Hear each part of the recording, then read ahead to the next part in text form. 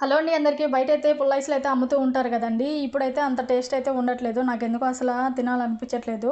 And ఎందుకో నాకు బాదం పాలు చూడంగానే మనం ఒకసారి ట్రై చేసేద్దామని మన ప్రయోగాలంతా ప్రయోగించైతే ఇక్కడైతే కాస్త ఐస్ మనకు చేసేటప్పుడు చక్కెర అనేది తక్కువ ఉంటది కాబట్టి చక్కెర యాడ్ చేసుకోవాలనుకుంటే చేసుకోండి. డైరెక్ట్‌గా ఇట్లా అయితే పెట్టేయాలనుకుంటే పెట్టేసేయండి. నా కాడున్న ఇంట్లో చిన్న సోర్స్‌తోనైతే ఇలా అయితే చేసుకొని ఒక టీ గ్లాస్‌లో అయితే పెట్టుకుంటున్నానండి.